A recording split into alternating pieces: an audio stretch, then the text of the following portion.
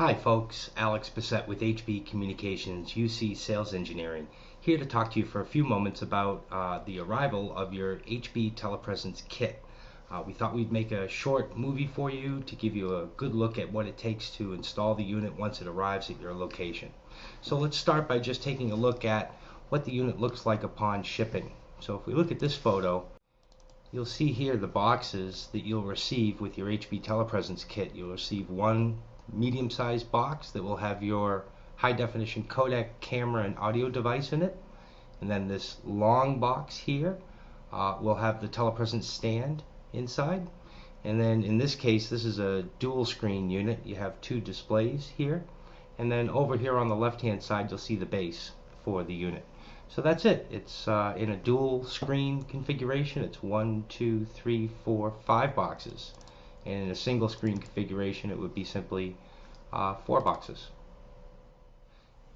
So perhaps it's useful for us to take a quick look at what the unit will look like fully configured and set up, completely installed. So if we look at this shot, you'll see that the unit consists of a main stand along with the base. And then here there are two brackets that hold a center bar that holds the displays in place. And then you'll see these two brackets that are on that bar are actually mounted to the back of the display. In this case, we have the camera placed under the display. It can also be located just above.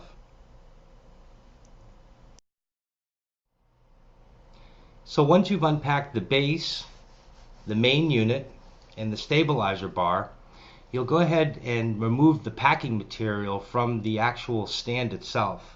So if you look here into the video, there are 4 screws that hold the back of the unit on. There's 1, 2 here, and then the 3rd and 4th are just up above. So if you use the Allen wrench that we included in with the unit to go ahead and take the backing of the unit off and just lift it carefully, you'll see that inside there we've added a bunch of bubble wrap to make sure that all your cables and everything stayed in position for shipping. So I'll ask you to go ahead and just carefully remove the bubble wrap, and it will expose the cabling. You'll see up top there's some cables up there that are going to come out for you, but you go ahead and just take all that bubble wrap out and set it aside. You might want to do this before you unpack your displays, and then you have the extra bubble wrap to go ahead and lay down onto the floor so that you have something to put your displays on while you're waiting.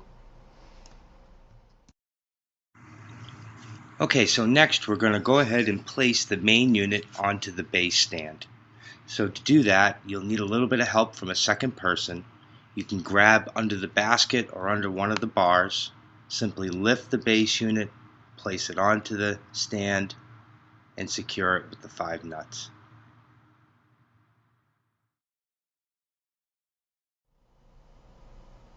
Okay, so next let's go ahead and remove the cables that are up at the top of the unit. There's going to be 2 of them.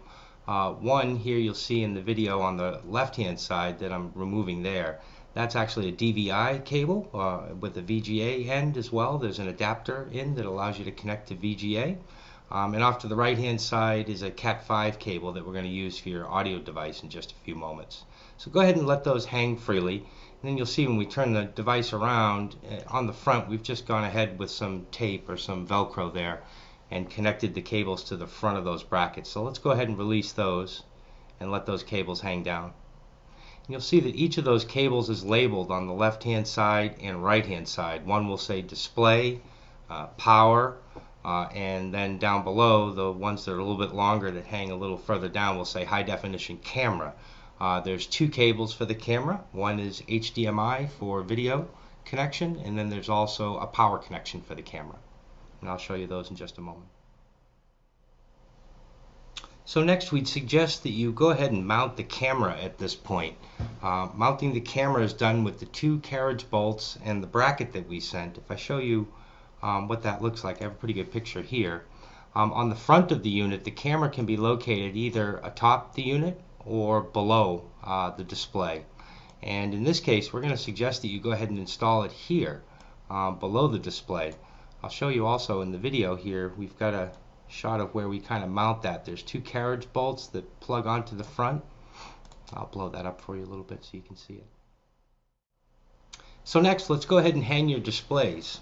It's really easy to do. You'll see that we've already gone ahead and mounted the brackets to the back of your LEDs, either one or two, depending on if you're using a single or dual unit. But if you look at the video here, these brackets are really simple hangers is all they are. And if we pop over and look at the back of the unit, you'll see that there's a bar that goes the length of the unit. I'll show you the back of it up here. Yeah. And that bar just needs to be inserted and sent straight across and centered. And in the case of using two, you're going to hang one display to the left and one display to the right and find the seam for the two units right in the middle. Or in the case where there's one bracket will connect here and one bracket will connect there.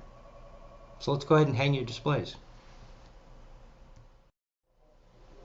So next you'll go ahead and attach the HDMI connection that's marked HD camera along with the power connection right to the camera, and then the screw to connect the camera to the extension stem on the bracket is located in the bottom of the camera. So when you take the camera out of its packaging, you'll see a small screw that's located in the bottom with some washers that are there. So that's the hardware to go ahead and attach it right to the bottom of the camera bracket.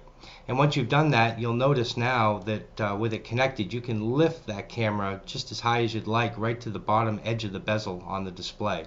That will give you the very best eye lines as you raise that camera into that position. You are welcome obviously to lower it and bring it down, and if for some reason you want the camera to rest flush against the base, you're welcome to remove the extension arm and bring it all the way down to the back of the display. But this configuration will give you the very best eye lines possible. So next we'll have you go ahead and slide the L bracket that you'll find. There's a bracket that's shaped like an L and it has a little tray on it. And that's going to go ahead and sit to the left hand side of your display, and it actually slides right into the T-bar that you'll find at the end of your center bar. And with that, there's a little coupling that's already attached to it. You put that onto the top and it secures it into position. This gives you a nice tray to put your audio device on. So if you look at the life-size phone in this case, underneath the phone itself there's a screw that's been left in the phone for you. If you were to use that on the tabletop, obviously take the screw out so it sits on its rubber feet. But we've located the screw there so that you don't have to look for it. When you put that on top of the tray that's now connected to the arm that's hanging on the back, you can secure it into position with a screw. If you find that you're using it a lot and taking it off that tray, there's a 50-foot cable that rests and coiled up onto the back of the unit. You're welcome to extend that right out to your table and then put it back up onto the tray when you're done. You don't have to use the screw every time. That's there just to keep it in position and make sure it doesn't fall off for you. Okay, so last but not least, let's go ahead and connect your two LED displays. You'll find that there's a power connection for both and that there's an HDMI cable that is labeled display 1, display 2. So you're welcome to go ahead and plug those in. If you need to spread your two screens apart a little bit to get to them, go ahead and pull one to the left, one to the right a little bit. That'll give you a little bit of space in there to go ahead and plug in your HDMI connections and then tighten them back up. And you'll also notice on the back of the brackets where the displays hang, there are some small adjustment screws that allow you to lift that back up and to balance those two screens to be exactly in line with each other. Okay, so you're all set now and ready to go ahead and power the unit. You'll see at the bottom of the unit, when you look at it, there's just a power cable and an Ethernet cable that come out the bottom. Quick reminder, we would suggest that you please plug in the small fan that's at the bottom when you return the backing to the unit. So when you slide that back into position, please plug that small fan in at the power bracket. So if you look here, it plugs right in here into one of these power sources. And you'll see that we've pre-dressed everything for you in the box, so all of these cable connections should be nice and snug. And the power source for the unit is actually buried down below here. So if you leave that all into position, it'll be just fine. We suggest that on the back of the unit itself that you have your VGA cable and your audio cable that's extendable, just sort of wrapped up nicely and hung onto the back of the displays. You may want to use some Velcro tabs to keep those up and out of the way so they're not visible to the front of the unit. And that's it. You should be up, running, ready to go. The system has been updated with the latest software, so you can be sure that your system is up to date and ready to be used day one. This is what a fully configured system looks like. We hope that you enjoy it. My name is Alex Bisset. You can reach me on my cell phone anytime, area code 781-879-7039, or I'm alex.bisset@hbcommunications.com. Please contact me anytime that I can be helpful to you. Thanks very much.